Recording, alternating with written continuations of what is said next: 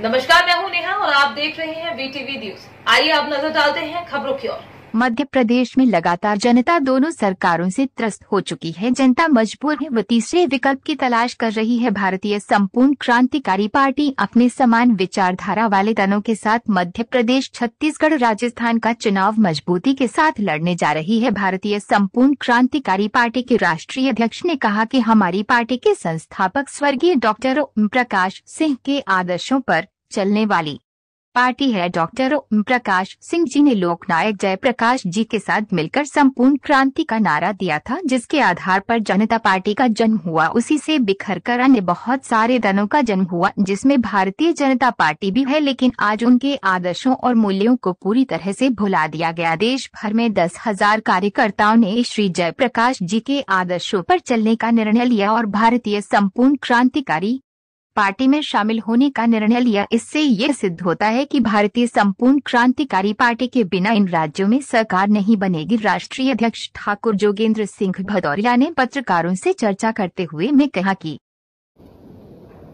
भारतीय पार्टी का नाम है भारतीय संपूर्ण क्रांतिकारी पार्टी।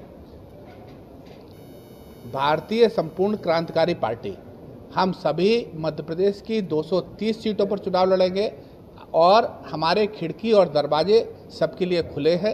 अभी हमारे बहुत सारे छोटे छोटे दलों से बातचीत हो चुकी है। हमारे साथ छोटे छोटे दल आ चुके हैं, जिसमें कि अभी वर्तमान में एक पूर्व IAS ने दल बनाया, उनसे भी हमारी बात हो गई है। एक बहुत बड़े स्वामी जी हैं, उन्होंने एक दल बना रखा है, उनसे भी हमारी बात हो चुकी है। और कुछ BJP के भी बड़े लोग हैं, बड़े चेहरे हैं और वर्तमान में विधायक है, उनसे भी हमारी बात हो गई है, वो भी साथ में आ रहे हैं और उनका भी एक बड़ा दल उन्होंने तैयार कर लिया है बिंद में।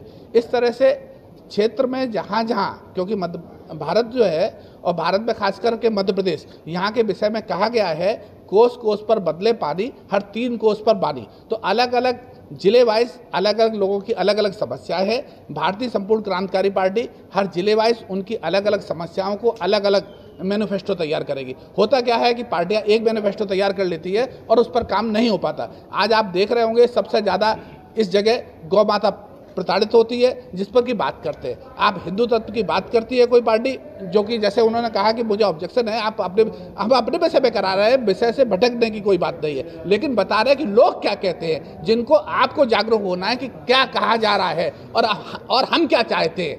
आप किन मुद्दों को लेकर चुनाव लड़े? देखिए, चूंकि ये चुनाव जो है भारतीय संपूर्ण क्रांतिकारी पार्टी, इसके जो सदस्य, इसके जो लोग हैं, ये जनमानस से उभरे हुए लोग हैं। हमारे पास, चूंकि मैं इस देश का बहुत बड़ा सोशल वर्कर रहा, एकमात्र व्यक्ति हूँ, जब एक समय मंदिर मस्जिद का विवाद के नाम की चीज़ थी, तब मैंने पूरे भारत में रेल यात्रा की थी, सद्भावना रेल यात्रा। इस हिंदुस्तान में अकेला व्यक्ति था जिसने ट्रेन बना के पूरे भारत में यात्रा की थी उस छोटी सी उम्र में। तो मेरे पास कम से कम 10,000 उन लोगों के जो बहुत प्रतिष्ठित है, जो अपने अपने क्षेत्र में, उन लोगों के पत्र आए कि एक इकट्ठा ऐसा कुछ करना चाहिए जिससे कि हो। पिछली बार भी हमने ये एक प्रयोग किया था, एक राग बना करके, और उस राग का मतलब था राष्ट्रीय गठबंधन, और राष्ट्रीय गठबंधन ने मध्य प्रदेश और छत्तीसगढ़ और राजस्थान की सरकार में मध्य प्रदेश में भाजपा की सरकार को बदल दिया था। चौथा स्तंभ है लोकतंत्र के, मजबूत स्तंभ है, निडर, निष्पक्ष, निर्भीक पत्रकार है।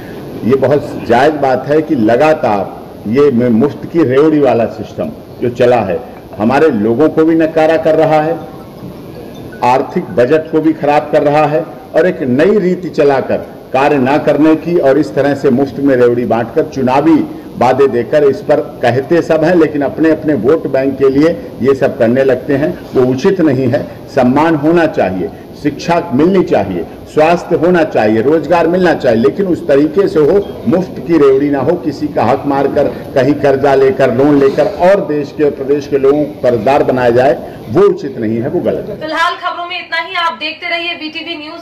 चैनल को सब्सक्राइब करें और शेयर करना बिल्कुल ना भूलें। चैनल से जुड़ने के लिए नीचे दिए गए नंबर पर संपर्क करें।